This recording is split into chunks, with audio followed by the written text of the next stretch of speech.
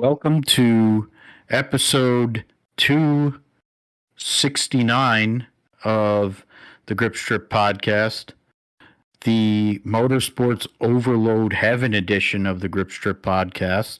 My name is Philip Matthew. I'm your host. And as always, I'm with the iRacing Indy 500 champion, computer genius, a gentleman and a scholar, and newsbreaker extraordinaire. His name is Josh Fine. What's going on, Josh? Yeah, I'm doing great, Phil. Of course, it's the best time of the year. Motorsports Christmas is upon us, which may be for the last time because they're moving Monaco to June. But we'll talk about that later, I guess. But I mean, yeah, breaking news here on the GSP. I somehow decided to go to the Indianapolis 500, which actually it is really breaking news because I bought these tickets like a couple weeks ago. So I just didn't say anything. Actually, I kind of did hint at it a few weeks ago while talking about the iRacing Indy 500, but I said it in a very low-key manner. So yes, officially now, yeah, but I'm very excited to go to this and very fortunate to have attended the three biggest American motorsports races in America: Rolex 24, Daytona 500, now Indy 500. Of course, the first two are easy, but because I live in Florida already and live an hour away from it, so easy for that. But of course, Indy, that's what within reach. I think, Le Mans is probably the next thing on the bucket list there, but certainly, with all the opportunity to be able to do that, and with one Kyle Larson attempting the double, I thought that it would be a good idea to go see that in person and do all that. So yeah, excited to see all the racing that's coming about here this weekend. Yeah, it is the greatest day in motorsports for the last time, at least with the three races that we're going to have this coming weekend. Maybe the British Grand Prix for MotoGP stays and we can have that, but I know nobody's going to be trying to go and get crazy with that one. But we'll talk about the Indianapolis 500. It was interesting qualifying, a lot of controversy that took place. The last chance qualifier is still not really a great thing. I don't think it needs all the time that it does. I think at the end of the day, you have one shot, you go and do it in half an hour. I mean, you could go and cool the car for however many hours, and Jacob Abel wasn't making that show. We'll get into everybody who made the show, the starting lineup, our picks, etc., etc.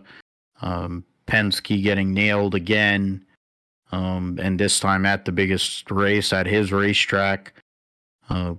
So there's been more, I think, talk about the Indy 500 post-qualifying than there was pre-qualifying or during the qualifying itself, even with some of the big storylines that took place. The All-Star race was watchable for the first time in decades, it seems. It was actually a good race. Pizza Face bitched and moaned afterwards, but after watching the replay, found that old Chris Bell raced him hard but relatively clean. And thanks to Bell, I got an extra 40 points in my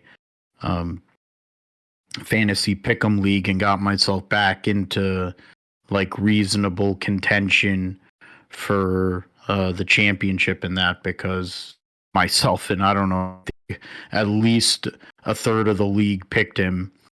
So we'll talk about the All-Star race. We'll talk about that fruitcake MW55 and the promoter's caution that involved him dropping the yellow flag the way he dropped soap. The way that he dropped soap in the shower. And then, of course, you have Indy, where you have two people that definitely drop soap in the shower and are knob gobblers, and Chris Myers, who added a tilde to Colton Herta's last name, and then Miss Hummer, who I don't know what she said, but it probably wasn't of any value. And then you have Jamie Little there, who's another empty head who can't announce anything. We'll get into Formula One. The Parmigiano Reggiano Grand Prix. Fish Lips won that. We'll get into the roundup, which includes Anthony Wayne Stewart getting his second top fuel win of 2025, and in the process taking the points lead. We'll preview Formula 2 and Formula 3, amongst other things. And then, of course, the greatest day in motorsports.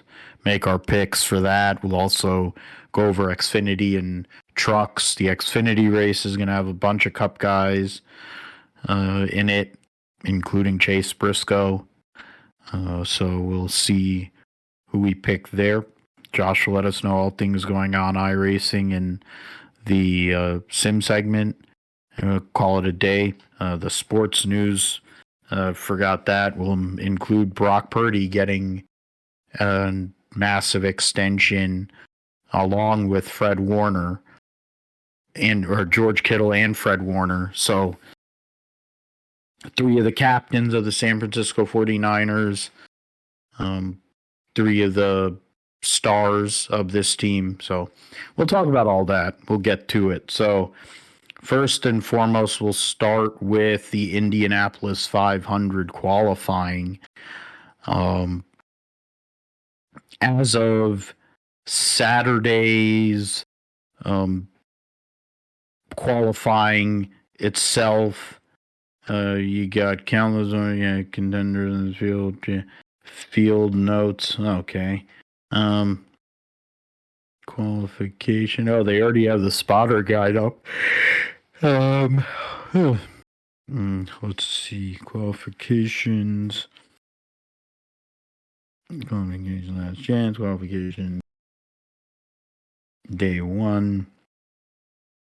After day one of qualifying, the top 12 that made it into the Fast 12 were Alex Palou, Scott McLaughlin, Joseph Newgarden, the provisional front row, and they were very close together. 300ths of a second separating Palou to Newgarden, the two-time defending Indianapolis 500 champion. Pato O'Ward, Scott Dixon, and Bobby Schwartzman were your Fast 6. And then, David Malukas, Felix Rosenquist, Takuma Sato, Will Power, Marcus Ericsson, Christian Lundgaard. Connor Daly tried and was close, but fell short of the Fast 12. Alexander Rossi ran 4, I think, attempts on Saturday. And on the other side of things, you had the likes of Nolan Siegel, Gilbert Godfrey Jr., the two Dreyer and Reinbold Cusick cars of Ryan Hunter-Reay and Jack Harvey. Aforementioned Colton Herta after crashing in practice earlier in the day, just barely making it in. And then Green Rehal, per the usual, his dad failed to qualify after being the defending series champion in an off-chassis.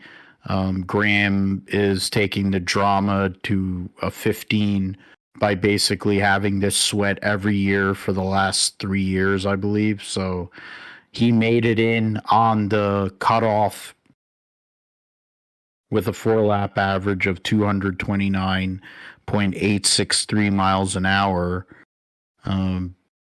The Marco Andretti came very, very close, within and less than 0.003 of a second over a 4-lap average from knocking Graham Rahal into the last chance qualifier.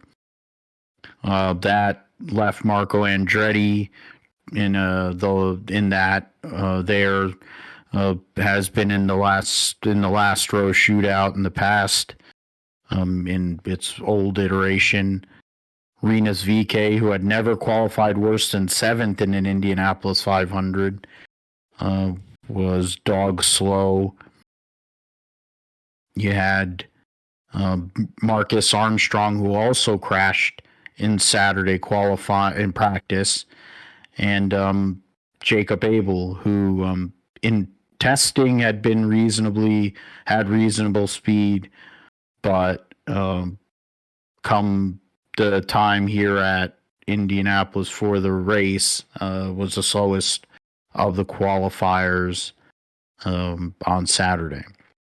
Kyle Larson had wrecked multiple times and just wanted a safe run. He will start.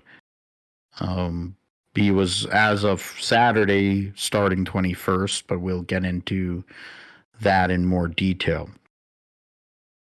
All right, so from there, we had another practice session, and then the top 12. Look at Malika Andrews. Yeah, that's a good outfit, even though she sucks at her job. The top 12 shootout only included 9 cars. And Josh, can bring you in here. Penske last year had the scandal with push to pass and utilizing it too early. It being they used it at St. Petersburg. They got caught at Long Beach with it, which means that they were going to race it at Long Beach if they hadn't gotten caught. The attenuator, which is a safety item on the back of every Indy car, was manipulated by Team Penske. They sealed off the, I guess, where it connects to the rear wing assembly, I know Bozy put a whole big explanation on that. But Kevin Blanche, the lead, what do you call, the technical director, the chief technical guy for IndyCar, longtime member of the IndyCar scene, used to be a part of Panther Racing back in the day. You just think of all the connections to Panther Racing anymore that are around. Jim Harbaugh, of course, Doug Bowles, et cetera, et cetera.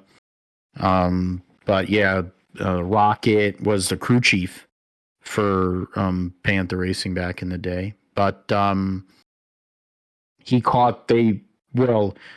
Ganassi mentioned it, and from what people thought, it looks like other teams knew about it but didn't say anything. So in the end, they were trying to remove the seals on those the attenuators, and then through that they pulled, what was it? So Scott McLaughlin wrecked his car in practice. There's a lot of cars that have taken off this week, which is a disturbing sign of the car relative to what it used to be when they had those little Kim Kardashian ass cheeks on the back of them. But you had McLaughlin destroy his car, trying to go for 2 consecutive poles at the Indy 500. I believe Joseph Newgarden failed inspection and then Willpower passed inspection, but Team Penske decided to pull those two cars out of line. And of course, McLaughlin wasn't going to be ready, or they were not willing to take a risk with the Thirsty Threes, a Pennzoil car. So the Fast 12 became a Fast 9. 3 cars were getting eliminated, and the Penskes were going to take up row 4 of the Indianapolis 500 as of Sunday. In the Fast 9 shootout, Felix Rosenqvist in the Creed machine was the fastest over Pato O'Ward. Bobby Schwartzman was third. Scott Dixon, Alex Palou, and Takuma Sato rounding out the top 6. He was 600ths of a second faster than David Malukas in 7th. Christian Logard 8th, and Marcus Ericsson in 9th. And then we got into last chance. Marco Andretti was the fastest. Marcus Armstrong just behind him. Renus VK had initially qualified with a 227.7. I'm confused as to why unless it is that he ended up requalifying, went 226.9, and Jacob Abel could not match that, his teammate in the Miller High Life car. Yeah. Going back to Danny Sullivan's spin and win 40 years ago. Which is crazy to say. I was only like 4 months old. That is something. Yeah, I was like 4 months old when the spin and win happened. So Jacob Abel goes home after that session. The Ganassi cars, including Rosenqvist, struggled in the Fast 6, Dixon being the best of those 3, who will start 4th in the Indianapolis 500. He was trying to get his tie Rick Mears with 6 poles at Indy. I think he would just take winning the Indy 500 for a second time. The front row, Pato O'Ward gets his first front row start at Indianapolis. Dixon, Rosenqvist, Alex Palou, the second row. Pato O'Ward was third. Takuma Sato, the 2-time Indianapolis 500 winner, on the front row, in the middle of the front row. And the pole sitter for the Indianapolis 500, first rookie since 1983. I don't remember the first new team to show up to Indy and win pole. I think for an even longer time than that, I believe, or maybe. Because I'm trying to think of all those years there was Penske's or Ganassi or Andretti, so it wasn't like he had Ray Hall. So over the years, it wasn't like you were having unusual pole sitters. I guess Tagliani's team, but they were around. Schmidt Peterson was around when James Hinchcliffe won the pole. But Robert Schwartzman, with a 4-lap average of 232.79 miles an hour, he was consistently running 233 mile an hour first laps, which was rare amongst the qualifying field. There's a lot to digest there, Josh, after everything that took place, but I mean, I don't know which way you want to go. Do you want the Penske angle? The fact that Prema did not start the week out prepared to practice, and by Friday Bobby Schwartzman was driving a rocket ship, and he repeated this run basically 3 times or 4 times, um, to go from making the Fast 12 to, well, 3 times, right? Yeah, because then he had to do the run in the fast,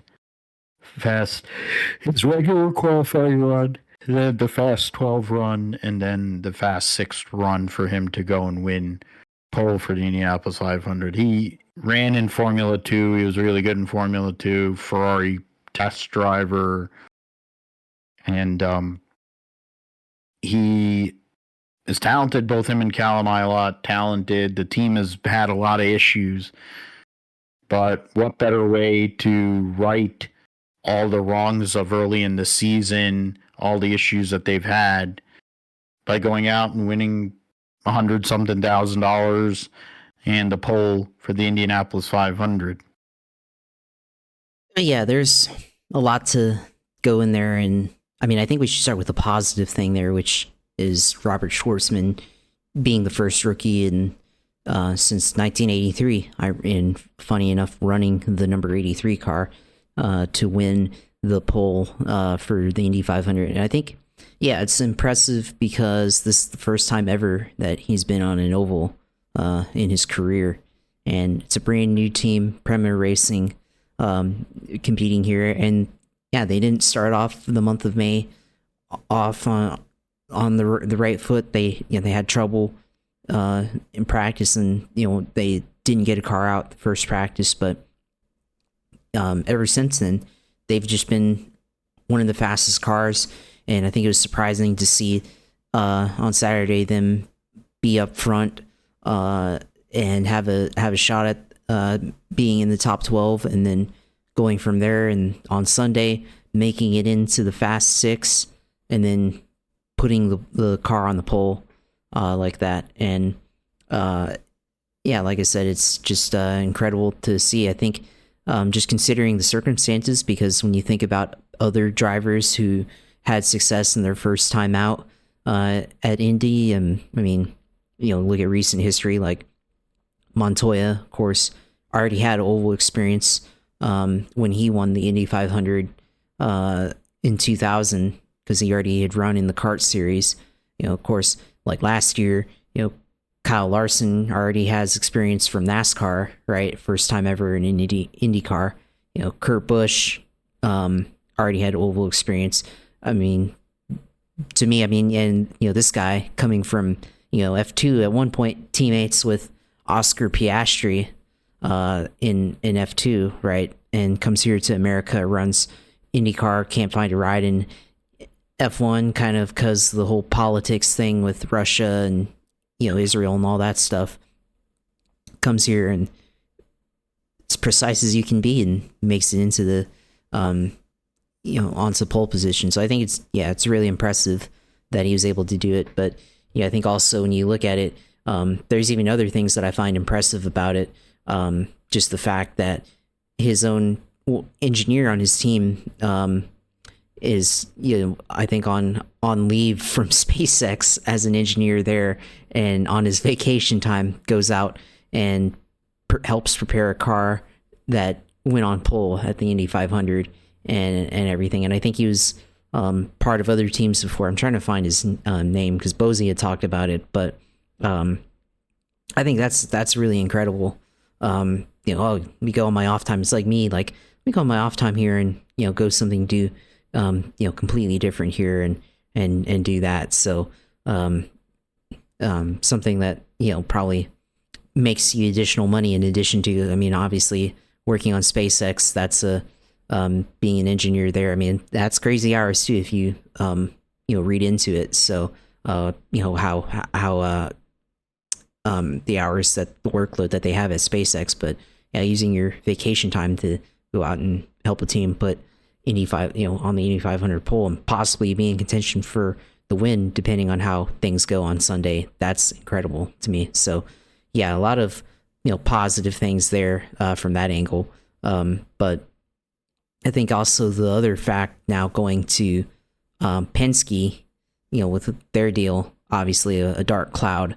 And really, you talked about it a little bit there with Bosey's article, and from everything that Bosey is able to find, essentially what it boils down to is that this is purely an aesthetic thing, that they really can't gain any advantage. And I mean, if there really wasn't any advantage to doing this, they just like, oh, we don't really like how the carbon fiber blends in with our chassis, so we're gonna put some sealer on it to modify it so that it looks nicer. That's this is aesthetics. So this is like, man, like not even gaining a competitive advantage, but they modified a single source part, right? And something that was clearly against the rules, mind you, but just there's no advantage to it, but you can't do anything to it, and they get caught. Which, on pit road, like, which that's also pretty interesting to me, is that, Will Power's team, they get wind of Newgarden not being able to make it through tech, and they're like, oh, we need to do something about this. So they're trying to fix it on pit road, and that's like, okay, now there's something up. Now we're just gonna remove both of your cars now. And of course, McLaughlin allegedly did not have this, but his car is already destroyed, and they weren't going to make an attempt anyways. But he could have had their, possibly maybe they could have switched it out, possibly. But and it was also, I mean, Bosey also mentioned that it was on the car last year, Newgarden's car at the museum. You can see it on there. But it was also apparently on the road and street course cars last year as well. So I mean, it's I mean, the fact that they got caught doing something that doesn't actually gain an advantage is actually kind of funny to me. But also, really, what this actually in reality kind of what puts into question is the technical inspection. Like, what are they doing? They have the technical inspection for all the cars, all the teams, but how could they miss that? How they missed it. Been there for a while, and clearly, this is supposed to be something that's not supposed to be modified, advantage or not, doesn't matter. Don't modify it. And it took them until now, which they allegedly been doing since last year. Took them until now to find it. So that puts into question that. But then also the fact that Penske owns the series, they own the track, and then he has his team there competing, and everything. So that's the other fact of it, is like kind of blurring the lines of, okay, like, you're not giving yourself an advantage, you're not giving your team favorable rulings or all that. I think that's always kind of been a question since Roger Penske bought the series 6 years ago now, so almost. So I think that's definitely a question there that's kind of been hanging over the series, and they haven't completely gotten rid of that. And that could be a reason why Honda, there's if you read the articles, there's hints that Honda might be leaving the series, and this might be one of the reasons why they leave the series, is because of the questions of the ethics and stuff like that with Penske having a team in the series that he owns, and the track that he owns now. So there's lots of questions there as well. So, which I think maybe one of the solutions is to perhaps have an independent officiating crew or an independent inspection crew or something like that to kind of take off some of the thing there. Or of course, the easiest way would be for him to just divest from Team Penske completely while he's still owning the series, similar to other certain people owning their companies and running the country and stuff like that. So, that kind of thing there, sort of. But of course, that won't happen because Penske's not going to give up his company like that. So there's got to be some kind of middle ground that appeases everybody and kind of takes off the heat, or I guess I wouldn't say heat there, but kind of takes over the kind of looming shadow, I guess, of, well, are they giving themselves an advantage or not, or whatever. So, yeah, I mean, clearly, last year, of course, the scandal with the push to pass. I mean, that was clearly, a scandal, but this one's like, kind of, I don't know, this one's kind of more incompetence in a way. This kind of screams just kind of incompetence on a lot of levels to me. So, yeah, I guess that's my take on that and kind of giving that there. Of course, there was a picture. It's funny, Tim Cindric was giving an interview about this, and there a guy in the background has got what looks like a Team Penske shirt on, but he's got Team Cheaters on there. And then I think he tried to talk to Cindric, and Cindric kind of blew him off there because I think he knew he was getting heckled there. So that was kind of funny to see. I mean, shout out to that guy. That guy's like fan of the year right there with Team Cheaters there, stylizing the Team Penske word mark there. So that was kind of funny. But yeah, I mean, it definitely does bring kind of a dark cloud over the Indy 500, and shouldn't be like that, especially with somebody that has so much history. And I mean, there's other ways to skirt the rules. There's other ways to do that. I mean, we've seen in the past with what they've done. I mean, they had their legendary Beast engine, which was a loophole and stuff. And I mean, that one definitely was something that changed the course of the history of this race and everything. But this is like kind of silly. So yeah, I mean, unfortunately, kind of has that looming cloud, and now you have Newgarden and Will Power sent to the back of the field for their part in this, and definitely puts them back there, and definitely is going to make it challenging to be able to make it to the front and compete at the Indy 500. So we'll see how this truly affects them here on race day when the green flag flies. Yeah, and that's the thing. There was calls, people saying that Jacob Abel should get in the show and they should send one of the Penske's home, but the reality is, based on their qualifying speeds on Saturday, they were locked in the show because they made the top 30. Now, did they do it by the letter of the law? No. But they were locked in, and when they were found out, which, I mean, the IndyCar teams had been holding on to this close to the vest. I don't know what, personally, and I don't know who I said it to. I don't know, I might have said it to you, but I was saying it to someone. I'm like, what do you gain by? I mean, they're obviously it is gonna be some sort of like competitive advantage thing, even though they say that it isn't, or cosmetic. I'm like, nobody's looking at the freaking attenuator, and that's the whole point. So there's got to be something to it. And you think about their speed relative to some of these other teams. A couple of years ago, they were nowhere, mid-pack. And then they probably, whether it was Michael Cannon coming in and helping out at AJ Foyt's team, and then they get the technical alliance. There's that. There's probably other stuff, but they are doing so much marketing for this race, and they've just promoted the hell out of this series, more than they ever have before.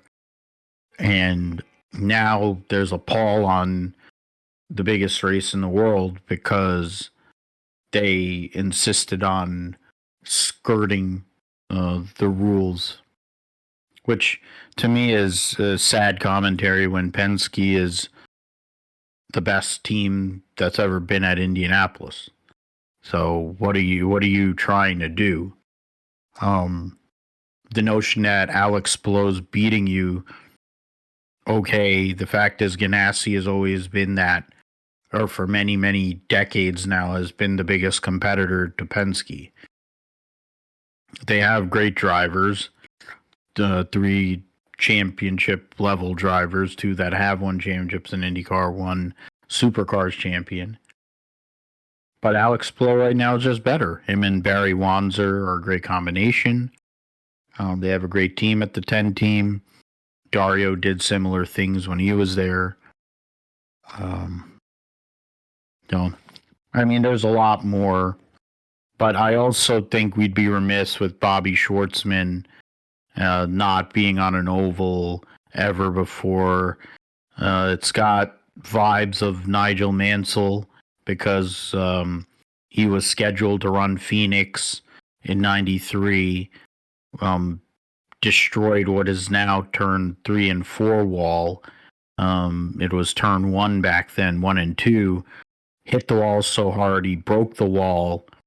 Then he broke his back again and missed that race, which ended up being Mario Andretti's last win of his all-time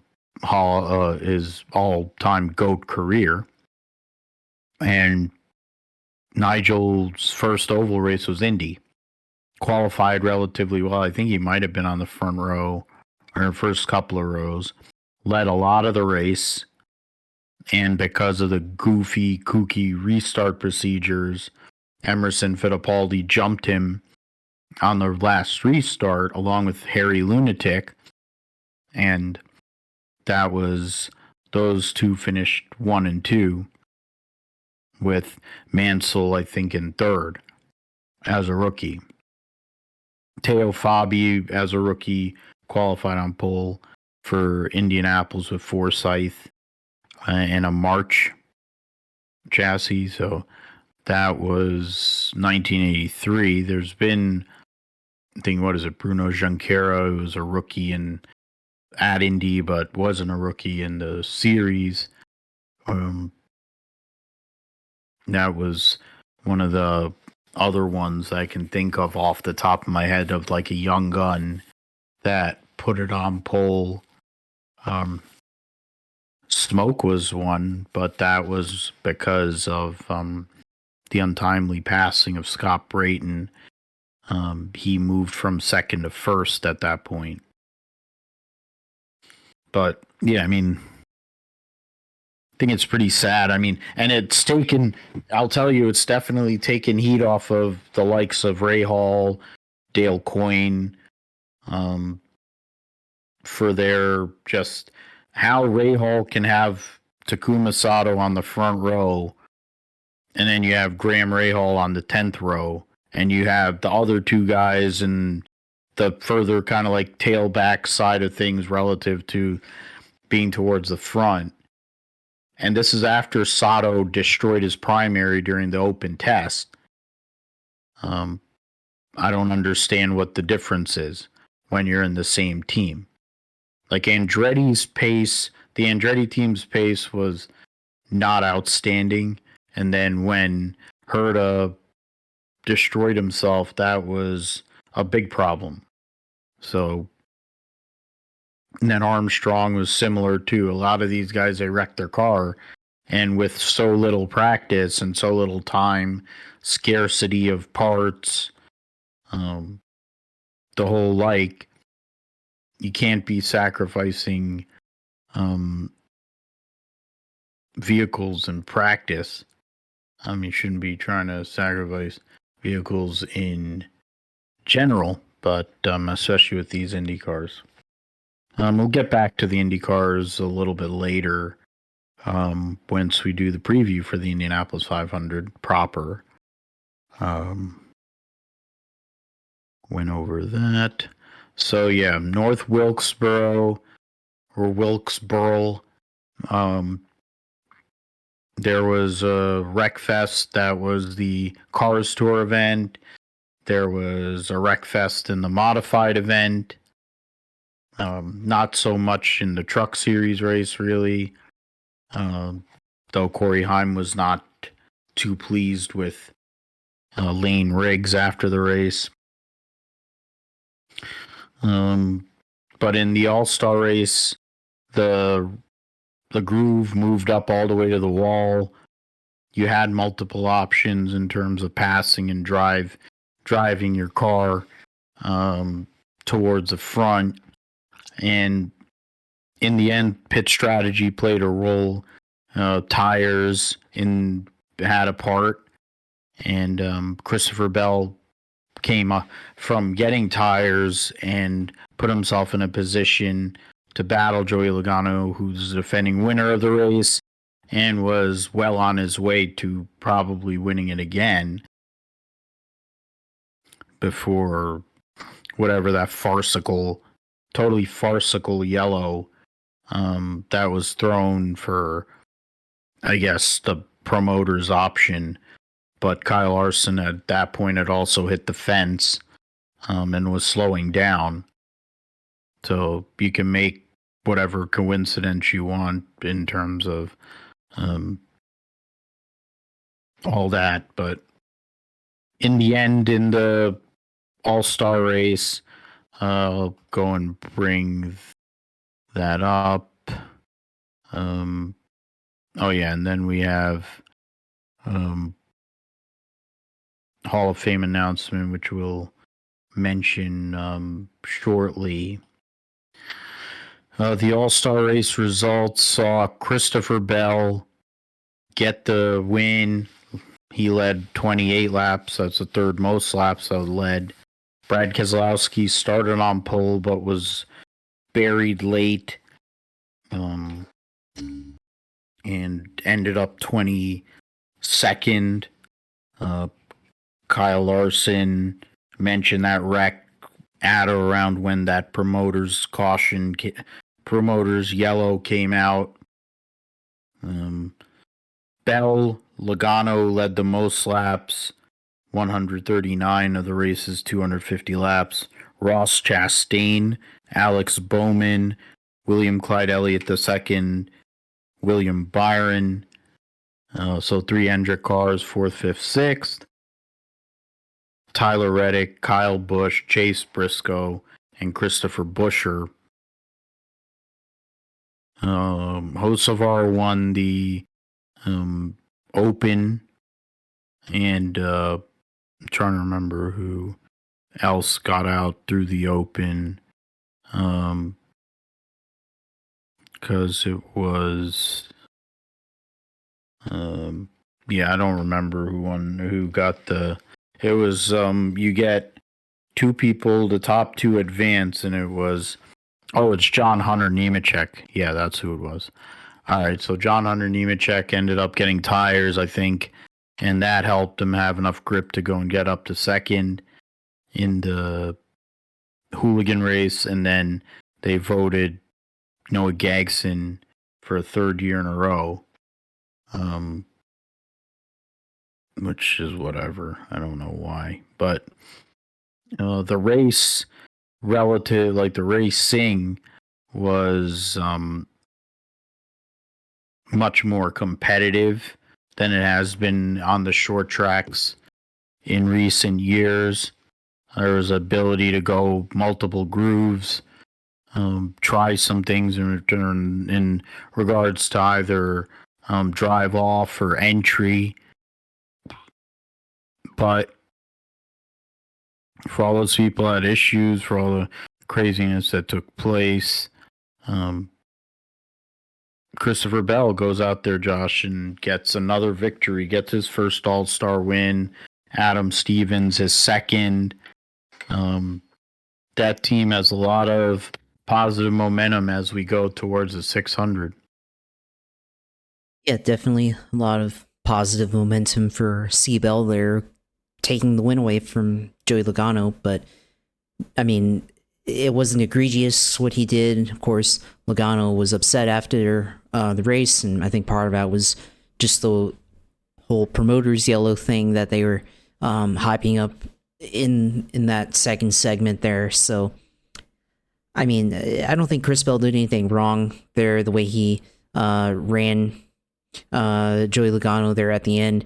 Had the tire advantage there with 2 tires versus no tires for Logano. Of course, thought maybe Logano would be able to hold him off given the way that the tires have gone on short tracks this year.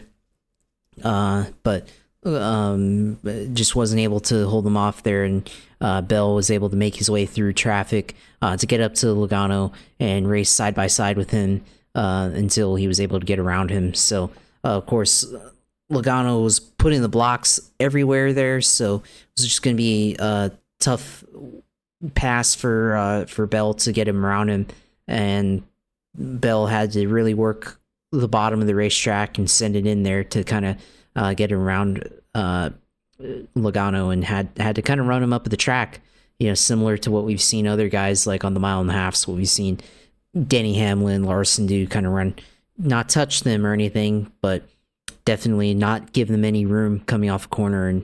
And Bell was able to do that to Logano there, and Logano, of course, mad about that, how he raced him. Oh, if I could have gotten to him, I would have gotten to him. And like, come on, Joey, you would have done this if you were on the other end of this. So if it was Bell that was going to be passed for the lead, and you had the tires. So yeah, of course, I think Joey did kind of retract it the day later, but on his Sirius XM show. But regardless of that, I mean, come on, like, we know Joey Logano, how he's raced his entire career, and he would have done the same thing, if not worse. So, yeah, I don't want to hear it. That's why he doesn't have credibility among the fan base, amongst other things. So, yeah, Joey led a ton of laps and had speed throughout the night.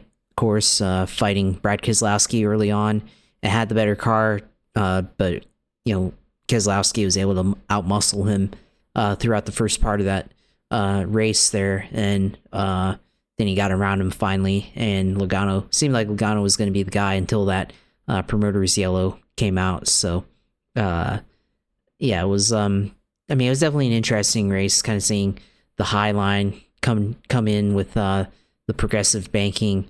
Of course, there was definitely throughout the race, Keselowski taking advantage of that, Logano taking advantage of it where he could. Saw Larson fighting for third place, and it seemed like he was going to get overtaken by Chase Elliott there in the middle of turn 3 and 4, but then he would just shoot off the banking there on the high side and just blast by Chase Elliott there at the end of the straightaway there to get by him for a moment. So it was really interesting seeing that work. But on the other end, I think there is some of the flaws that you're seeing with the next gen car there, with cars you really had to have a lot of momentum to pass on the bottom. Chris Bell probably would have been, if he had extra horsepower there, like the old car, probably could have gotten by him there on the bottom, and maybe see Logano use the momentum off the top and try to cross under him there on the backstretch or something going into one of the turns, turn 1 or turn 3. So for that, you can kind of see the disadvantages with this trying to pass on the bottom. That's why the high line has such an advantage, because you can keep the momentum off their the corner. On like low line, you definitely need more horsepower to be able to get by there. So that was definitely kind of one of the things that I noticed throughout that event. But yeah, I'm sure people want North Wilkesboro back on the schedule as a points race, and Fox was definitely, it seemed like they had an agenda to put that on, or to ask drivers specifically, like, does this race need to be a point race? I think it does, but then of course that asks the question of where are we going to get that points race from? And it seems like maybe the answer is Charlotte Roval, but then okay, well, where do you put the All-Star race then? And then there's a lot of shuffling around that would need to happen for that to happen, unless they want to decide to have a 37th race on the schedule, which to me, I like even numbers. And honestly, the schedule should just be 30 races, to be honest. But if we're at 36, then let's just keep it at 36 and shuffle it around somehow until we come up with something. Get rid of Texas Motor Speedway. I'm sure some people would be happy about that, so can do that. But yeah, us here, of course. But you got that there, and of course the promoter's yellow, which on paper I'm like, yeah, whatever.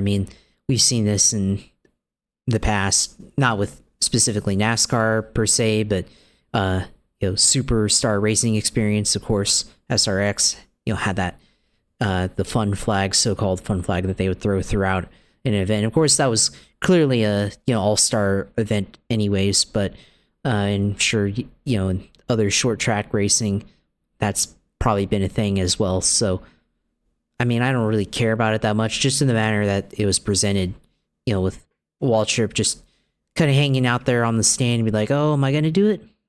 Maybe I won't do it. I'm going to do it. I'm going to do it here. Here comes the yellow kind of thing. And the announcers, I mean, I feel like, initially it seemed like they all kind of knew it was BS anyways, but then, within 10 laps of it happening, their entire tone changed to be like, yeah, I think this race is kind of boring right now. We kind of need a yellow. And then, they throw it. And then, of course, guy that dropped a taco in Denny Hamlin's trunk in 2015 goes 10 years later and drops the yellow flag on the racetrack. So, of course, Michael Waltrip would go and do something like that there. So, just the way it was presented was really silly to me. But, the actual idea of it having on there, I don't really care about it that much. But, yeah, it was the only drawback to the All-Star race, I guess. But, otherwise, yeah, great racing throughout, entertaining throughout the event, and yeah, definitely shows why, with if you can do it right with the repave and you have the right tire combination, you can have actually good racing on a short track with this platform. Which is, I think, the biggest, other than the corny nature of some of this stuff, I think the biggest takeaway was that this car can actually work when you put but the thing is, all these different elements have to be together. Tire has to have the level of fall off that you can have that speed differential. You need to be able to widen the groove out so that you're able to run different lines, which really isn't a thing at, say, at any flatter track. So Martinsville, Richmond's more of a flatter track, but I think that'll be a good litmus test here a few months from now. Iowa's fine because it's super rough. So that's the thing. But I mean, I'm just glad, as somebody who was able to see North Wilkesboro when I was a kid, I'm seeing it back, the renovations, the way it's a modern looking track, but you can still see the signs and things of yesteryear, the manual scoreboard, the elevator, there's different things that just kind of keep the nostalgia factor to it. Think they were kept on saying 400 lapper and the spring and the heat. I'd go one better and say, because Brad said, "Oh, get rid of the Roval," which, to be fair, I wouldn't care one way or the other. Put the All-Star race back at Charlotte. It was fine for decades. Go and run North Wilkesboro in October. There should be and put some stakes on the line, like real high stakes, and that race would be, I think, the Ricky Rudd, Dale Earnhardt incident would be nothing compared to what we would see now. So, I mean, it was nice to see that race. I was very happy that race ended up being relatively successful. I will say one thing that was pretty bad is once you lost the lead, some of these cars that were really good in clean air, Brad was one of them, Shane Van Gisbergen in the open race. Once you lost that track position, the ability to go and make it up on the track basically is gone, because then once you get buried in the field, no pun intended, you're sitting duck, really. So unfortunate for those, but of course we got Charlotte this coming week, so have to refocus for the 600 accordingly. The manufacturer title cup, whatever the hell it was owned by Chevy, but That it helps when you have third through sixth and all 5 of your cars within the top 8. So that played a big part in that. You mentioned 36 races. I mean, there are places, if you're going to take away multiple races from certain tracks, you can take away one race from a track that's terrible, like Texas, but they won't leave because it's a big city, metropolitan city, and there are some other, I guess, perks that come with it, whatever those may be. In the Truck Series race, you saw a bit of argy-bargy late in the event between what's it called? Corey Heim, who yet again dominated a race, led 162 laps of the what ended up being 255. Brandon Finger led 68 laps and won stage 2. Gio Ruggiero led 24 laps and won stage 1. So those were the 3 leaders that were basically the majority of the race. Then you have the guy who ended up winning the race because Lane Riggs and Corey Heim got into it with each other on the restart or coming back from the last caution. Chandler Smith was the beneficiary, and he gets his second win of 2025 in the Front Row Motorsports Ford 38. Lane Riggs was second, so Front Row Motorsports 1-2. Then you get two trucks from McAnally, third and fourth, in Ankrum and Hemrick, both winners this year. Ty Majeski, the defending series champion, Gio Ruggiero, Caden Honeycutt, Kyle Busch, and Sammy Smith, both going and doing the double, or at least Kyle Busch, not Sammy Smith, my bad. There's a few other people, whatever, that were in the race, still got some stage points, but otherwise that was that. I didn't watch a lot of the truck race, largely because, well, one, I had bowling league, but two, Jamie Little's announcing, and I can't stand listening to her voice. But Corey Heim, yet again, dominates a truck race. It's basically a broken record. He does it every week. And, but it's a case of him not closing the deal that is the difference. Or else I think he'd probably have a points lead similar to what Alex Palou has in IndyCar. But yeah, Chandler Smith goes out there and gets a victory and gains points in terms of his chase towards the 2025 Truck Series Championship.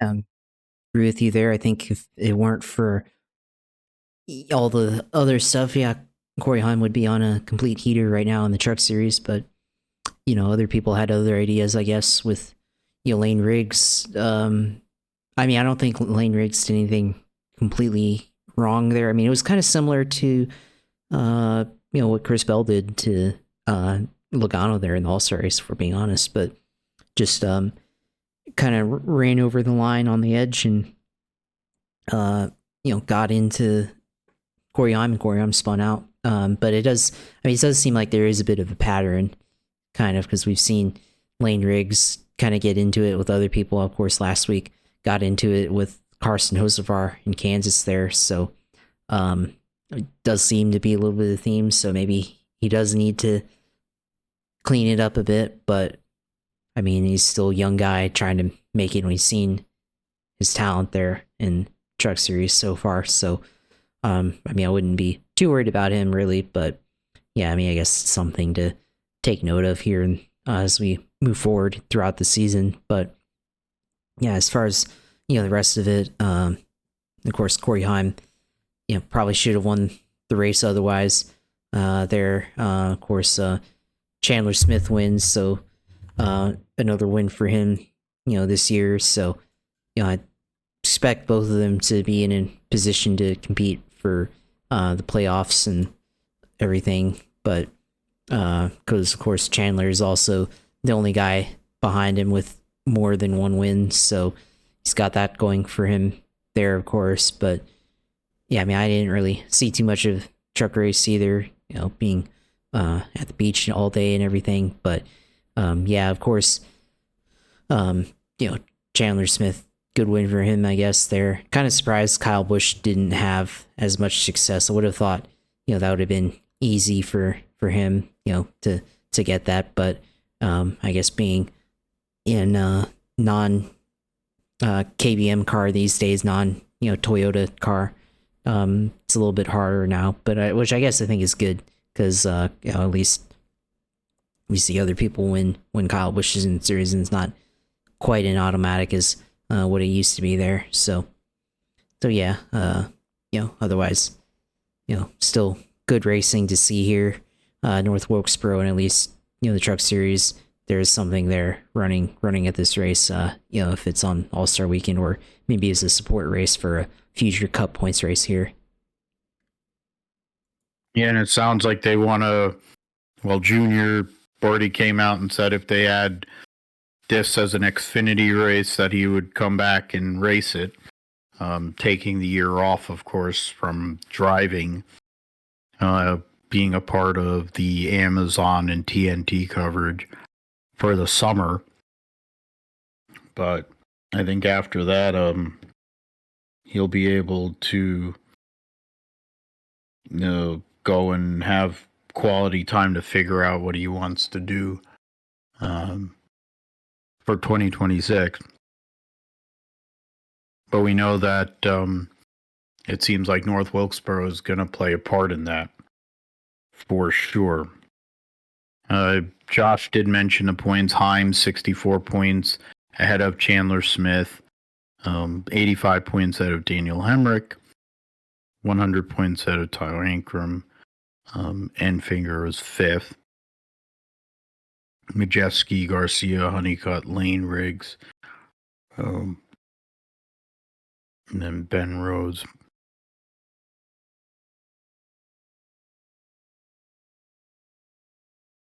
Yeah, so Heim, the points leader, Smith, 2nd, Hemrick, 3rd, Ankrum, Enfinger, Majeski, Garcia, Honeycutt, Riggs, Rhodes.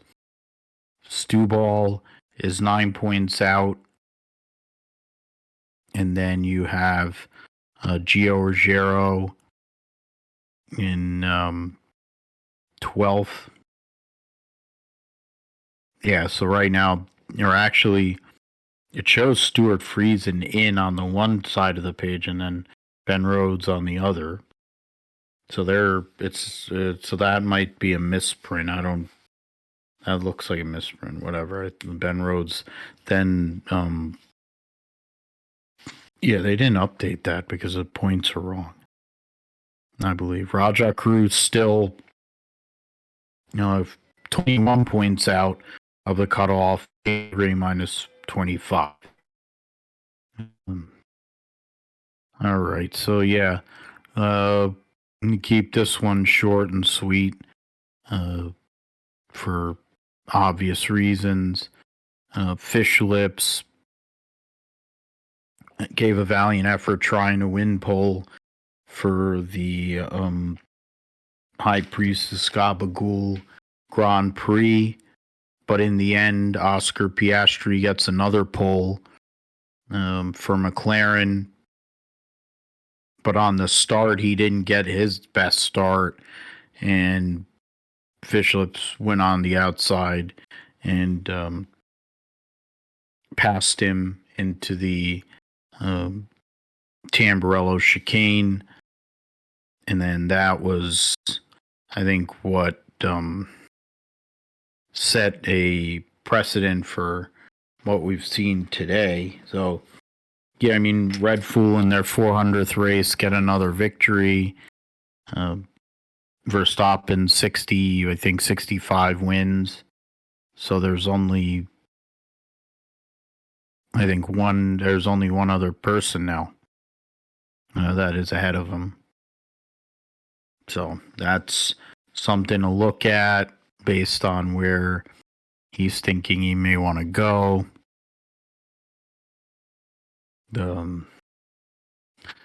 Get into the race results. Fishlip 6.1 seconds behind Lando Norris. 12 or just under 13 seconds. Oscar Piastri.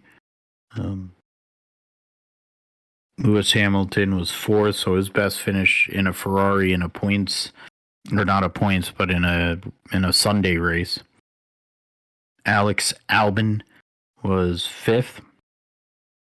Leclerc, Russell, Sainz, Hadjar, and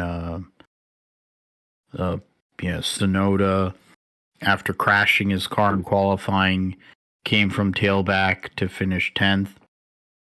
Fred Alonso falls just short of his first point of the year. I'll get through some of the other ones. Esteban Ocon, he had the car break down on that uphill through Tosa, out of Tosa, and then Kimi Antonelli, I think, reported a similar issue with his car because it sounded off when he started the race. So,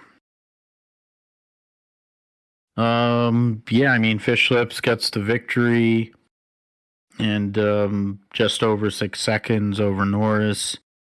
Piastri loses a little bit of ground, but he's won all these championships. He's not going to go away without fighting. Yeah, absolutely. And kind of surprising, honestly, because, obviously we're beginning to just write off Max Verstappen, and it seems like as soon as we do that, he goes out and wins a race. So, not quite out of the fight, of course, in terms of the championship, 22 points behind Verstappen, or behind Piastri, Verstappen is. So, I mean, not completely out of it. It's not quite a runaway yet. And I mean, if they go out here in Monaco and win the pole and everything, I mean, more than likely we'll go and win the race. So at Monaco, if that happens, and that's another at least 8 points that they can make up on Piastri and Norris. So still not quite out of it yet. And of course, not going to go out without a fight here this year with McLaren having what's supposed to be the better car, of course, and the 400th Grand Prix win for Red Bull Racing. So I guess, pretty big number there to hit. So clearly a milestone. 400th race. 400th. Oh, I read that incorrectly. I apologize. No, that was no, you're good. 400th. I mean, it feels like it's their 400th win, but which that would be quite an achievement. But their 400th Grand Prix there. So that was clearly a thing there. I mean, the first lap, good execution there on the start. Basically just got past Piastri there in the first corner, and that was it. So goes out there and wins the race, and Lando gets second there, 6 seconds behind Verstappen. And of course, the only thing that really happened there to bring out the safety car, of course, Kimi Antonelli in his home race here at Imola goes out here and unable to finish due to that, and brings out the safety car. And of course, the other thing should mention here, Lewis Hamilton, Sir Lewis Hamilton coming out, qualifying outside of the top 10. Disappointing qualifying effort for him and Leclerc, and they fight to finish fourth for Lewis for number 44 and 6 for number 16, Charles Leclerc. So this is Ferrari's technically their home race here. So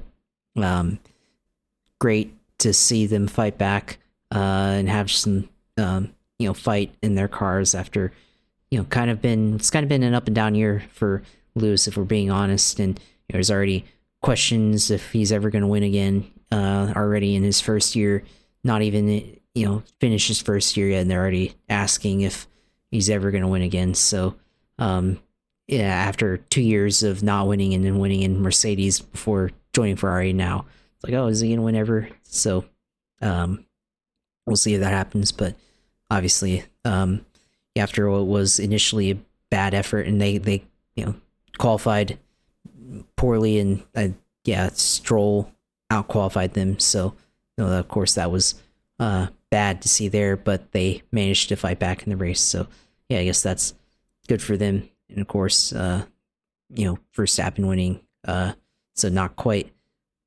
done yet there. So I mean, not anything else much there to bring up there in F1, but I guess otherwise, I mean, Alex Albon too. I mean, that's pretty good too. So could have had a potential podium there. So Williams, of course, turning, I guess, getting better here after years of being in the back. So Albon clearly carrying that team, and Carlos also doing well there. So that's it's good to see there for that team. Yeah, for sure. With Williams, I was talking to one of the guys I race with, and he's a Williams fan, and I'm like, how about Albon? And they're flirting with top 5 in constructors' points at the rate that they're going. The driver's standings, Josh mentioned, is 13 points between Piastri and Lando. Fishlips getting the victory was 22 points. And so, that's that. And then you have a gap of 47 from Piastri to Russell. And after that, you might as well hitchhike. And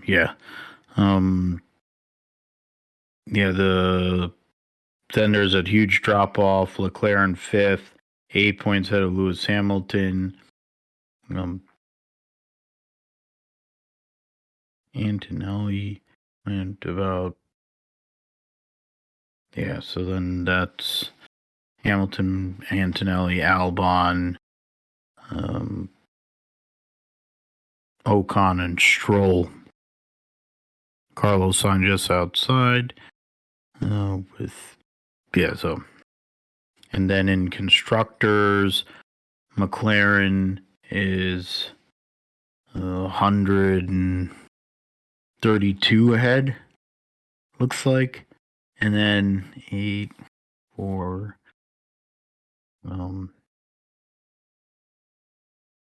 you can come in wasted. And Ferrari in 4th, Williams in 5th, Haas, Aston, and Toro Rosso battling, 10 points separating 6th through 8th. I mean, Alpine and Sauber are also involved to a point now, so we'll see what goes on with Formula One. So I mentioned the Brock Purdy extension, which as a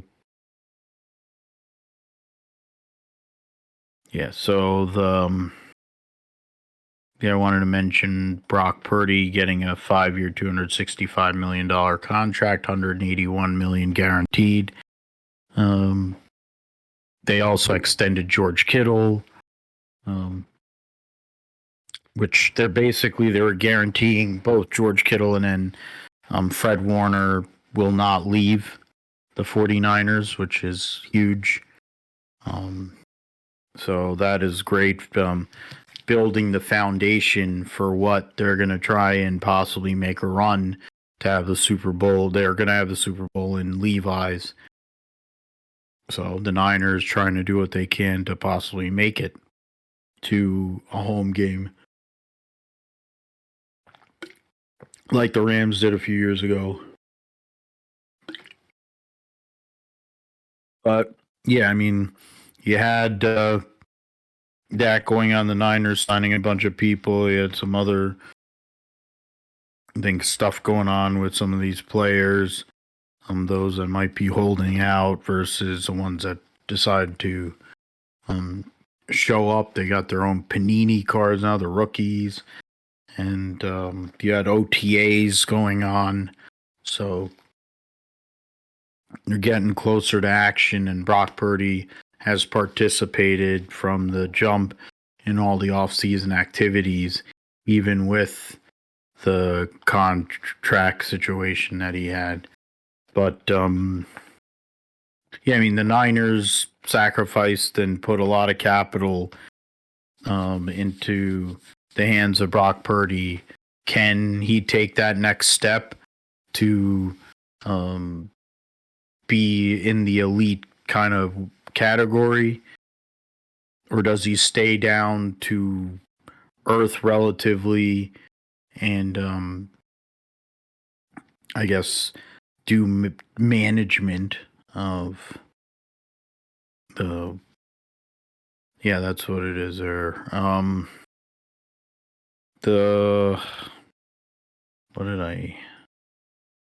So I mean, are we to believe that Brock can take that next step, Josh, or are we gonna have more of the same, or maybe what he was last year, which was not very good? I think that question remains to be seen because I think the 49ers just had an off year, a lot of injuries and stuff. Of course, McCaffrey just being out for a good portion of the year did not help. And I think that's something, going forward.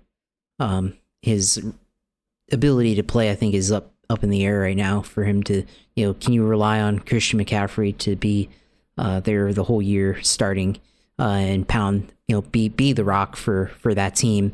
Then of course, you got all your other weapons around him.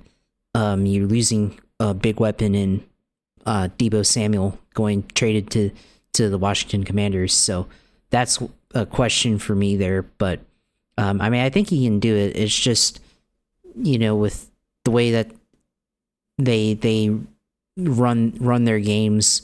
I mean, clearly they have to, have everybody contribute. Haven't really seen. I mean, he's definitely done enough to, I think, earn this deal. But is he a type of player that can take over a game and, when other players on offense aren't doing well, can he, kind of be like, carry the team like a Tom Brady or a Mahomes would?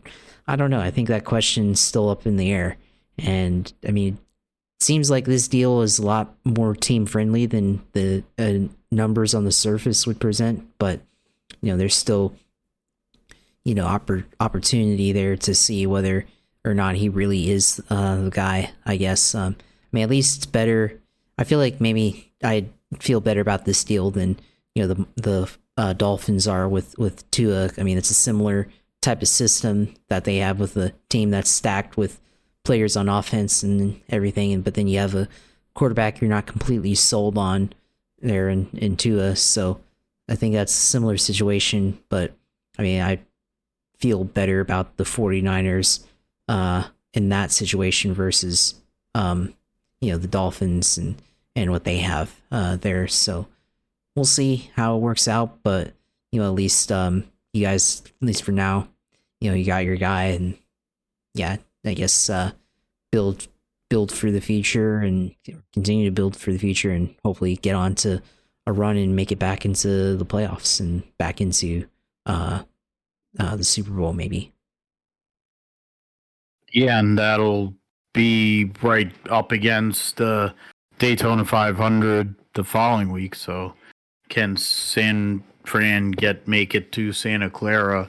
That will be a discussion piece. I don't know who it was PFF or someone else said that the Niners have the easiest strength of schedule this year, relative to being unable to make it due to other things. So, all right, let's get into the roundup here. Tokyo. The E-Prix, the Formula E event took place. Fourth victory for Oliver Rowland. Recovered to win the race win for his fourth on the season, and a home game, of course, for Nissan team. And yeah, so Oliver Rowland started on pole, wins the race over Pascal Wehrlein and Dan Ticktum, Jake Dennis, Luca de Grassi, your top five. They'll race at Shanghai at the end of the month.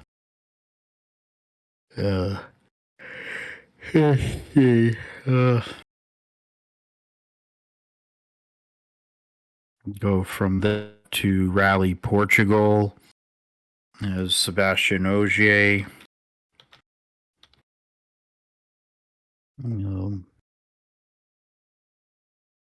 Sebastian, yes, freaking Ogier's Guile more important than ever.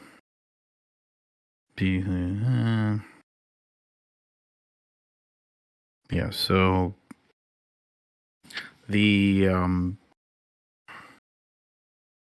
go into the results. WRC.com. Tanner Sharp package in Portugal was unreported.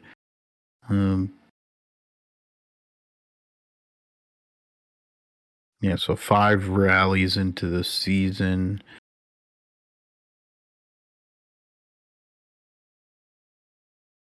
Yeah, so then the point standings, Efren Evans still has a 30-point lead on Cali Rovampera, 32 points on Ogier, 34 on Otanek.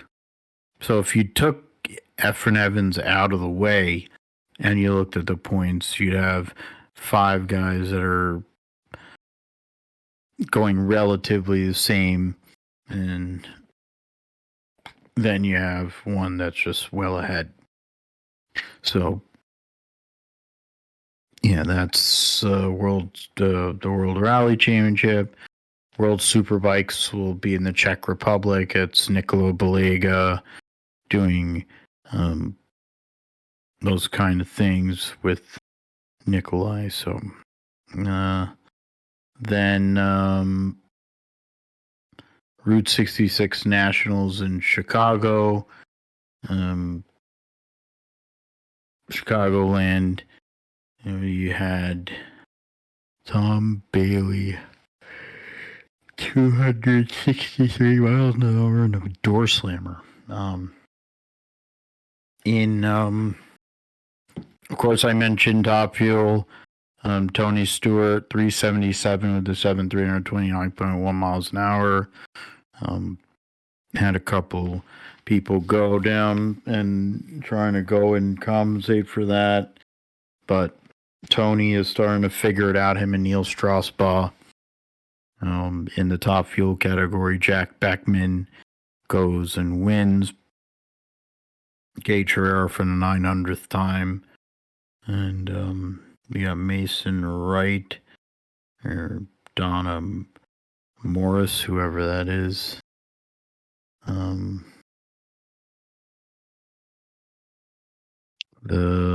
I got through that. Then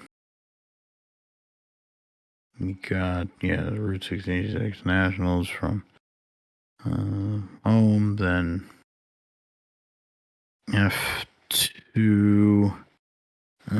What to watch for? Arvin Lindblad. Didn't know he was a brown guy. And you got Jack Crawford there. Standings, Alex Dunn is 6 points ahead of Luke Browning. 9 points ahead of Richard Vashore. Could have had Luca Fonaroli, Arvin Lindblad. So then going into, you get Formula 3.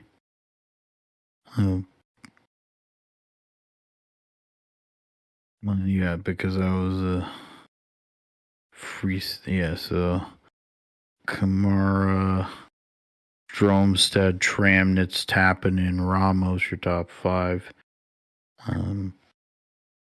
And so that's the points in F3. And to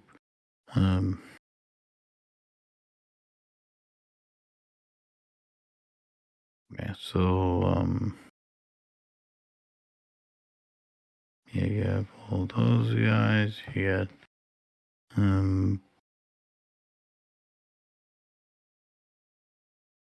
how to be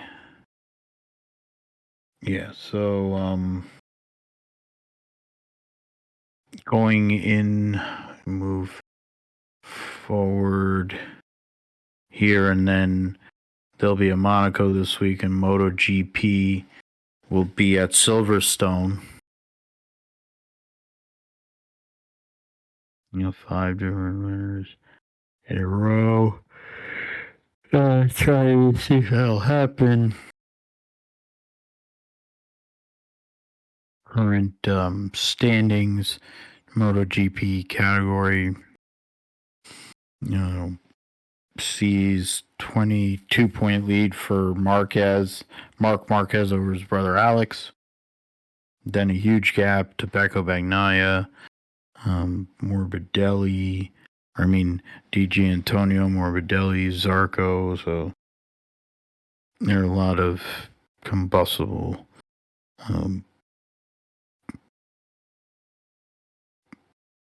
So then, you have Quartararo's run well in recent races, up there in 7th. Zarco, of course, coming off of the historic win for him, or Alex Marquez, in this area, going to get his first win. And Zarco, of course, the French Grand Prix.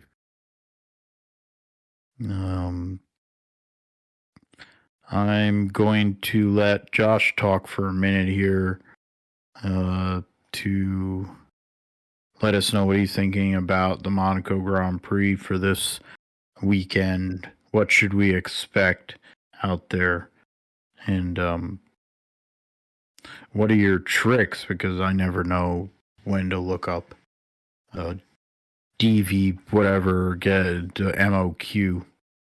So it's always an issue for any driver that I like.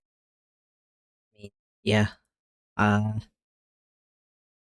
think for Monaco, it's always gonna be a parade, basically, like it always is. So I think start there from, looking at that. It's gonna be interesting. I expect the same players to be good. I think for Red Bull, it's an opportunity for Verstappen. If he wins the pole, then likely win the race, as long as they don't mess up on pit road or anything like that. Have any pit issues? Remember we saw Bottas a couple of years ago with unable to change the tires. So there's always that possibility there. So I think if you're a fan of him, you hope that doesn't happen there. For that, of course, you got Charles Leclerc, of course, opportunity to win here as well, in his home track, like he did a couple years ago. Of course, could also have happened where he won the pole, but then issue before the start of the race and didn't even get to start. So there could also be that option happening too there. But I mean, I think McLaren has this. I mean, in their bag right now. I mean, I think clearly that they've been the best on pace so far to start the year. So I don't expect that to change. And I think for McLaren, they go out and win the pole, whether that's Piastri or Lando Norris. I expect one of them to then go and win the race in that scenario. So we'll see. We'll see what happens going forward on Sunday. Going throughout the weekend here, what practice and qualifying look like. But I expect, it's probably more than likely going to be, I think, McLaren here. I mean, it would be interesting to see if Verstappen kind of closes back in, claws his back way into the title. But I expect him to be there. But I think all the issues that they've been having so far this year for Red Bull, I think some of that might get manifested here on a magnified here on a greater level than what we've seen so far to start the year. So we'll go from there. But I mean, expect Williams to be a player for points again. Obviously, they think they have potential for another good result here with both their cars getting points in Imola. So I think for them, they want to get points, try to get another double point stay for the team there. So we'll see how that goes. Yuki Tsunoda, can he come back and finish in top 10 here? I mean, that's remains to be seen there. I expect not a lot of overtaking positional changes to really happen once the green flag starts the race, and all the excitement will just happen in qualifying here, and then go from there. So I guess for me, if we're starting the picks here, I mean, I think I'll go with Piastri. I'll just say Piastri sandwiched with Verstappen and then Norris. So Piastri wins, Verstappen second, and then Norris in third. So that's what I'll go with.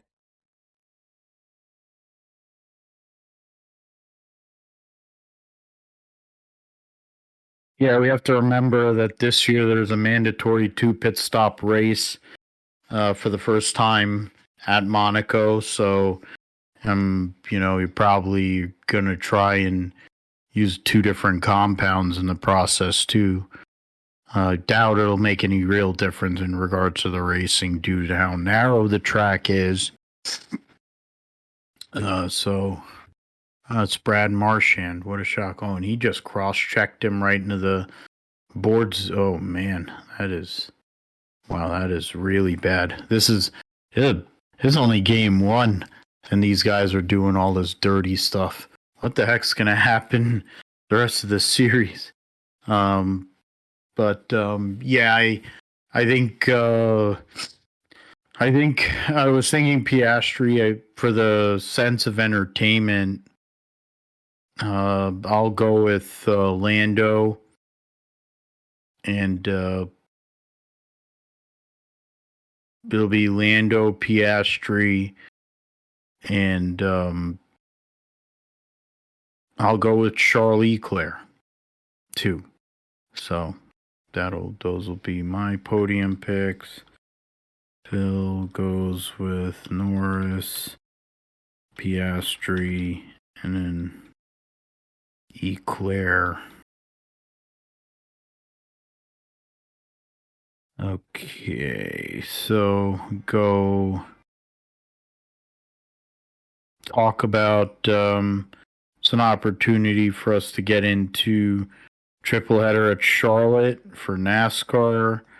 Of course, Amazon's first race, full race broadcast. They've been broadcasting practice and qualifying this year, so we'll have Junebug and Steve Letarte back together in a booth. So that'll be cool.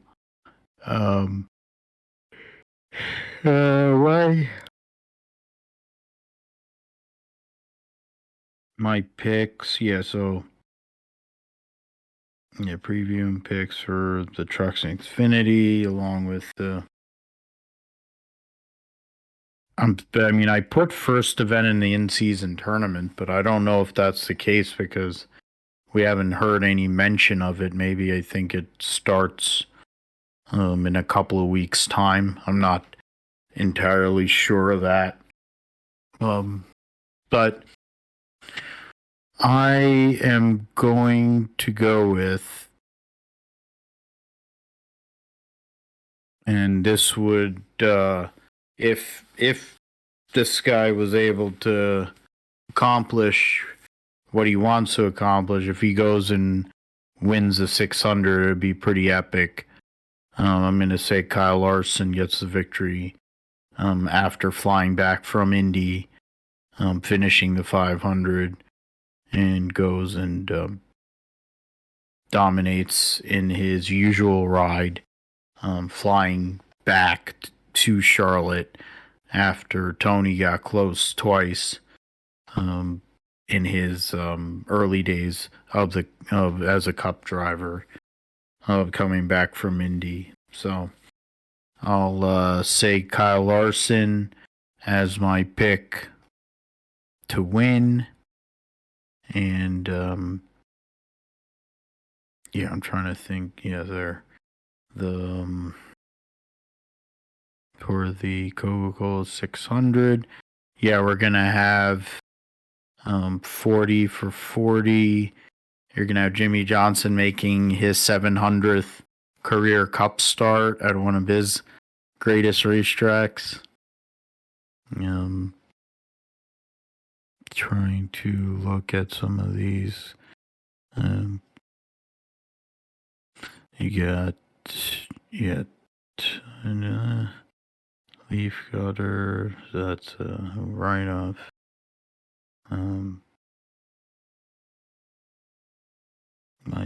So wild card selection for this week.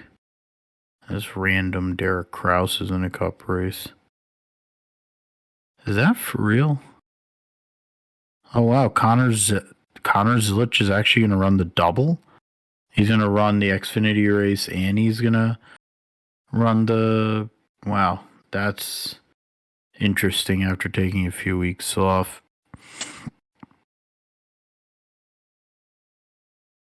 Yeah. Yeah, my wild card will be... I need the points. I'm so tired. The point standing. There you go. 36, 18. Oh, that's exactly what I was thinking of. So it works out perfectly. Carson Hocevar. Oh goddamn, Jackie Redmond. Well, that was good. That's something that'll wake me up. Go to picks there for Coca-Cola 600.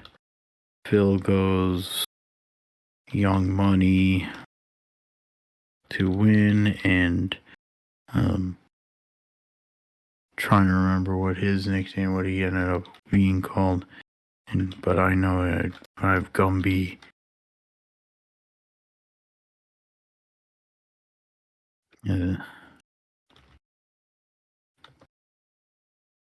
As a wild card. How about you, Josh? Well, for me, I'm gonna go with Tyler Reddick winning the race here. Solid Charlotte pick there. And then my wild card, I'm gonna go with another Toyota, go with Ty Gibbs. Seemed like he was running better at the 1.5 miles now, after having a terrible start to the year. So slowly improving here, and I think he can have a good finish this weekend. Yeah, Tyler Reddick has had an on and off kind of inconsistent, I mean, I guess a typical Tyler Reddick year, but he hasn't been a victory lane. 2311 cars shown pace, at least 45 and 23 at times. They haven't been able to put a full race together. This would be a good one for them to do so.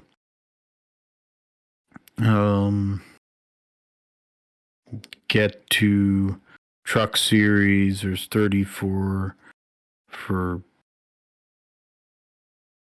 and so look at that. You have Kyle Busch is in this race. Stephen Parsons, rare appearance for him. All them regulars.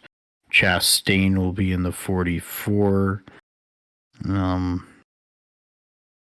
Yeah, so that will make that gonna have to go around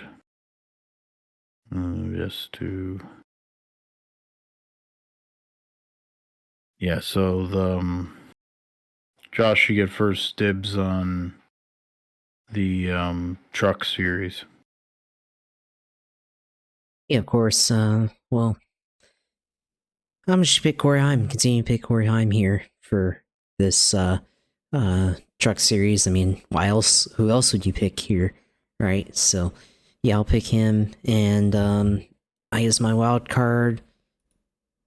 Well, I want to make the standings real quick. Let me make this right.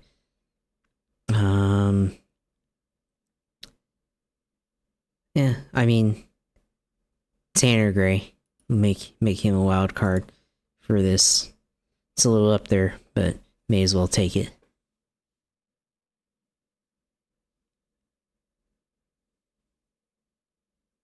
Nothing really to lose. Tanner Gray's been running a little better, so the Tricon team, Corey Heim, of course, having a lot of pace, trying to win that championship, but we'll see what happens.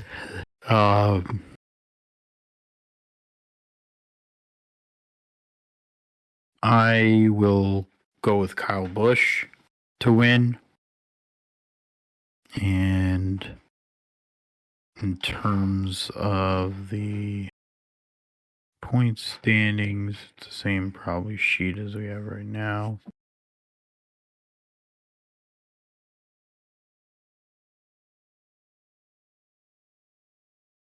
Yeah, so where did I go there? We got Time and Tanner Gray. I picked Kyle Busch. And then my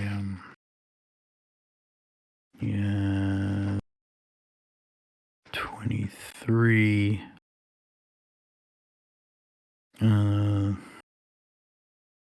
so that means 30 or not 23 and 12 so, and then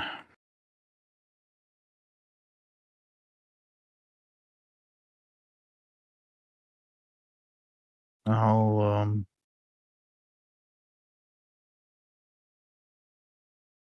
try to see.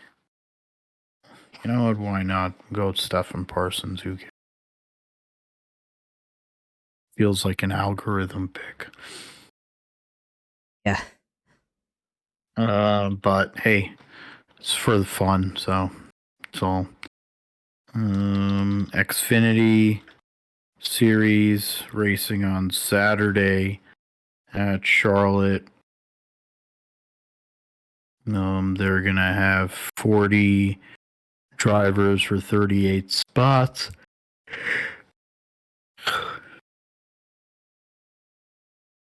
Yeah, Bald Spot Dylan in a number 3 car, no less. Racing. Chris Wrong bringing out a yellow every week. William Byron in the 17. Chase Briscoe in the 19. And yeah, I mean, just that it was teammate Buckshot Jones. You get somebody, Catherine Legg will be in the race, or at least attempt to. Carson. Yeah, so I mean, that's the. Yeah, so I picked the. I will pick as my winner.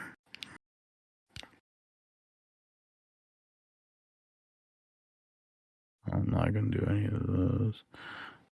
No. Yeah, so I'm going to make the homer pick and say Chase Briscoe gets the victory in his one Xfinity race of the year. And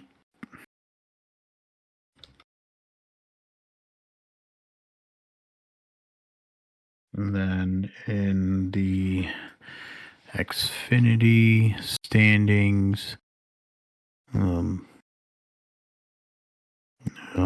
do.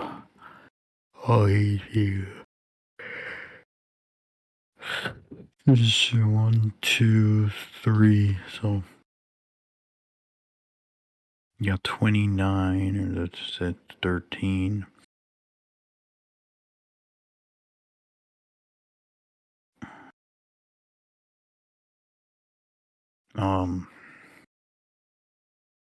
Let us go with. I'll go Nick Sanchez. Why not?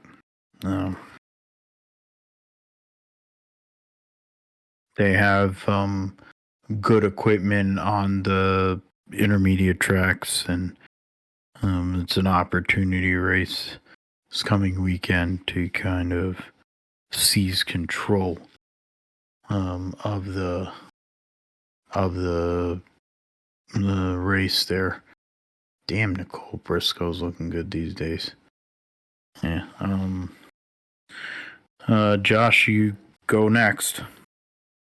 Yeah, of course. I think for me, I'm just gonna go with Jesse Love winning the Xfinity race, and then wild card. I'll go with Matt DiBenedetto. See how he can do here. In this Xfinity race. So yeah, we'll see. We'll see how he plays out. And last but not least, is the Indianapolis 500. And going. Yeah, so I preview picks.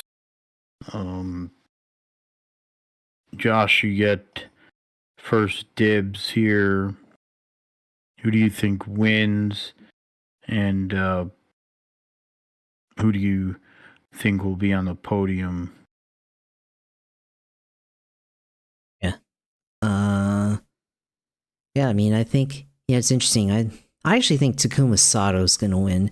I have a feeling because the past couple of times that he was on the front row, he won the 500. And I think Sato comes away here with the win, which is interesting.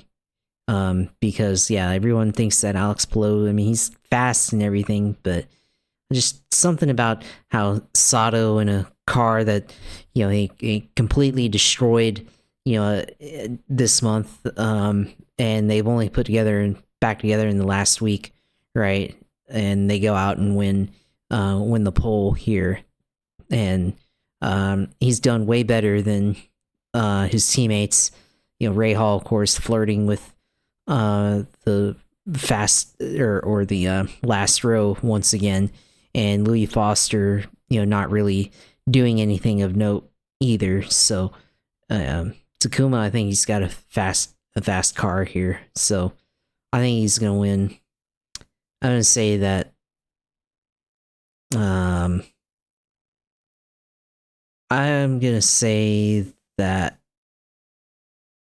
I'll say Palou gets second again, like he did a couple years ago against Elio. They're losing to another old guy who's going to be the oldest winner. So we have two chances here. Takuma and Elio is the oldest. So I'm going to go with Sato, Alex Palou, and then I'm going to say that Pato finishes third. So started third, finished third. So that's what I'll go with. And I guess if we're gonna throw in a wild card here, who do we go with here for good? What's a good wild card pick. I guess, I mean, it's hard not to go with Malukas, right? I mean, he's still starting 7th place, but, compared to everybody else, I mean, I think he's definitely a wild card here in an AJ Foyt car. So, yeah. Yeah, solid picks there. I mean, Takuma's been one of the fastest cars all month. If he can go and get into that illustrious group of 3 of drivers that have won 3 or more Indy 500, pretty crazy.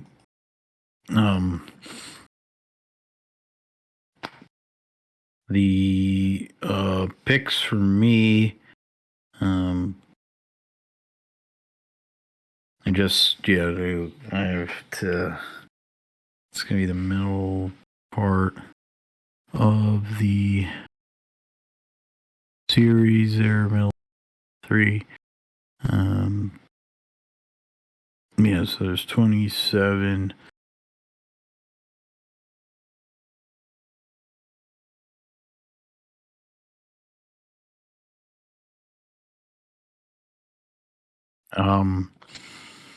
Let's see the top 14.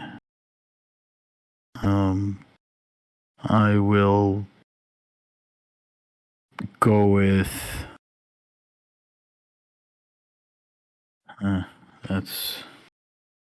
I will take Scott Dixon to win. I'll say Pato in second, and the 3rd place finisher will be podium. Rounding out the podium is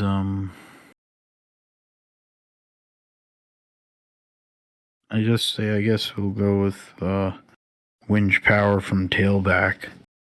So I went and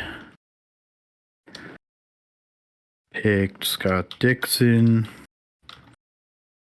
when did it to myself. Oh, what did I say for 2nd place?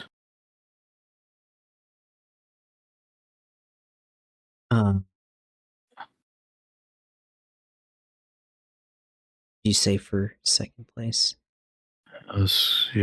Dixon, and then So Dixon. I said because I think Pato I said for 3rd, so I feel like I might have went the way of Scott McLaughlin. I don't. Oh yeah, no, you said willpower. I thought you said willpower. Willpower. There you go. Yeah. Willpower 2nd, and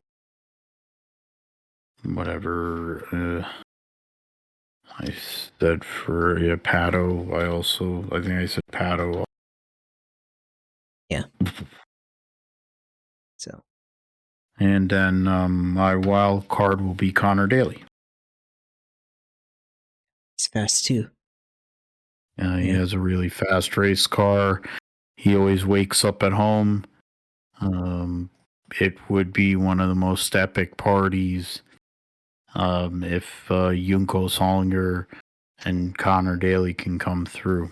So we'll see what happens there.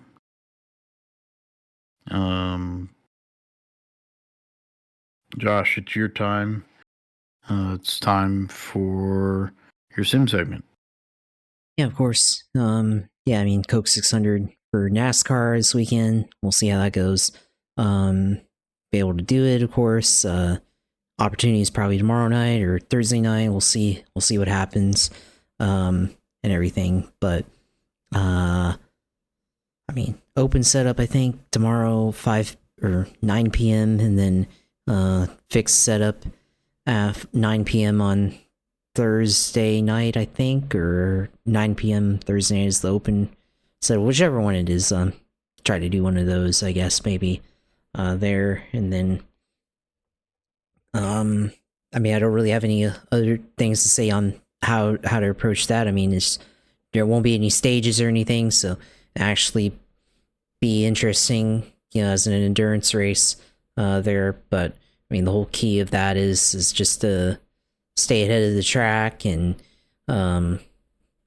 just have good pit stops, I guess, throughout the night and stay out of trouble and try to run up front and see how that happens. But gotta just stay ahead of it and be able to just hang out there in the end. So I mean, should have finished top 10 last year, but I just got a little loose trying to go for one more position and slap the wall, and then took myself out there and limped home in, like, I don't know, I think 2 laps down or something in like 14th or whatever. I'd look at it again, but yeah, so we'll see if I can get a better finish this year in that, and hopefully we can win, maybe, I don't know, so we'll see. Well, hopefully I'm able to do that. Of course, the other thing is, on iRacing news, season 3 is upon us now. I think next week or the week after, so they've already started to come up with some of the updates there for or discuss some of the updates for iRacing here coming up here in this new release build. So they've got a lot of interesting things. They're updating the IndyCar, updating the tire model, updating the 3D model, aero model, updated audio for the IndyCar, new steering wheel, work in progress there to kind of account for the hybrid, I guess, there. So that'll be interesting, because the IndyCar has the DW12 has stayed the same sound in iRacing, so expect that to change there, be a little bit more modern sounding there. Then you've got a couple of other things in development here, including that. Let's see, some more refreshes, I think. Let's see, where's iRacing news?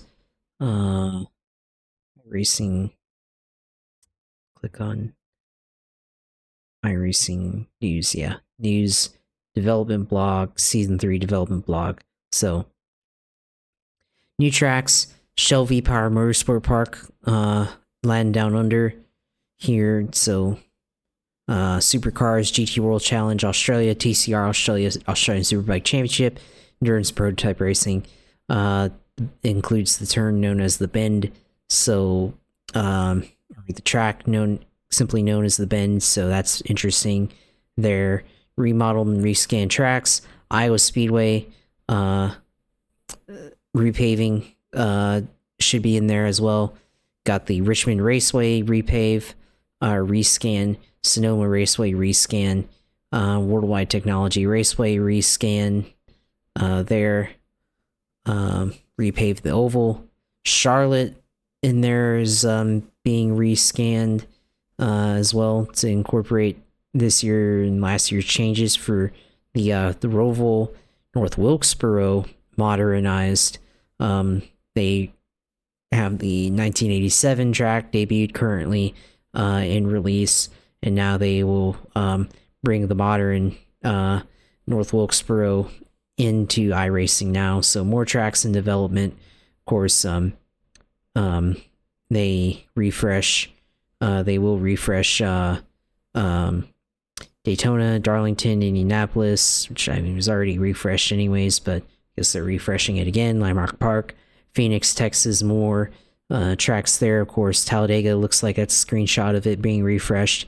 Martinsville being refreshed on there. So good thing there to continue to give some more life to these tracks. Definitely need an upgrade after many years of development and play here. They got the Ferrari 296 Challenge car there, fastest single make series customer racing car ever. ready to race with 700 horsepower and 870 kilograms downforce at 250 kilometers an hour.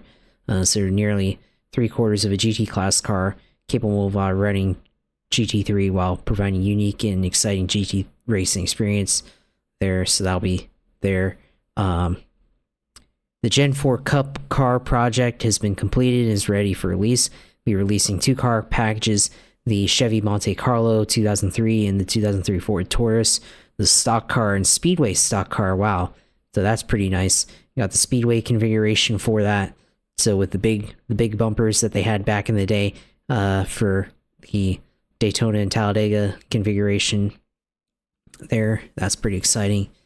Excited to see that, along with the downforce era of cars here on the Gen 4 Cup. So that should be interesting there too. And then current Gen 4 car. And now they're finally overhauling the Indy car here, 2025 real world iteration of the IR18. Better setups, barge board options have been added to both the road course and short oval configurations, and the large oval tire types have been updated to be more realistic. Better aero model, hybrid system, new steering wheel there, and new sound there. So got that there. They're overhauling the NASCAR tire for the Gen 7 car, next gen. That'll be interesting there. Got that there. And then redevelopment of the entire GT3 race car class. Got that there. CFD modeling. So for using CFDs to re-overhaul the GT3 class there. So more realistic there. More updates to other stuff. GTP realism, more updates there. BMW M4 updates. What else? Lots of other things. I guess VR updating rain visuals. So I guess updating the UI in iRacing to be more user friendly here. So yeah, lots of stuff here. I mean, lots of exciting updates here on iRacing for Season 3, almost like a completely new game in a lot of respects there. So yeah, excited to see all of that here on iRacing here, coming up in the next couple of weeks here. So we'll see how that works out, but got that, of course, coming here. So that'll be a huge update there. Sure you'll be excited to see that at the sim place, the Apex sim place that you go to, Phil. So yeah, we'll see that there. Of course, for me, whenever I stream, you can watch on Twitch TV/usailor2. You can go on there and follow me on there. Post the Indianapolis 500 fixed stream on there, and ran that there. So Coke 600, if we do it, be up there as well, and any other sim racing exploits that I do on there, of course. And then JP Huffine on Twitter, you can go on there and follow me and see all my opinions there. And of course, our YouTube page at Gripship Podcast, and go and follow me there, of course. And yeah, that's where you follow me and everything. I guess throw in one more thing for me on there. I have my photography page on Flickr. You can follow me there. My camera roll, which only have Rolex 24 photography and Daytona Coke 0400 photography and some rocket launches on there. But that's where my portfolio is for photography, and going on there. Flickr, jhuffine88 on there, on my Flickr photography page if you want to look at that. So, or I think you should look up my actual name, Josh Huffine, on there. So go on there and look at that. So cool photos on there. So, yeah, excited for this weekend. Of course, we'll be at the Indianapolis 500, so we'll have representation there. So glad to be able to do that and have the ability to do that, and definitely have hopefully lots of pictures from there. So we'll see how that goes. But otherwise, exciting weekend, of course, of racing, and we'll see how the double goes for Larson and how that works out. I mean, I don't know if I think he'll complete the double, but I mean, I don't know how he's going to actually do in Indy, because I don't think McLaren is as fast as what they need to be for that to happen for him to be a real contender. So we'll see what happens there. But yeah, otherwise, yeah, I'm excited for the best weekend in racing as always. Yeah, absolutely. We got the greatest day in motorsports, busy weekend in the world of racing. And as always, we will cover it here on the GSP.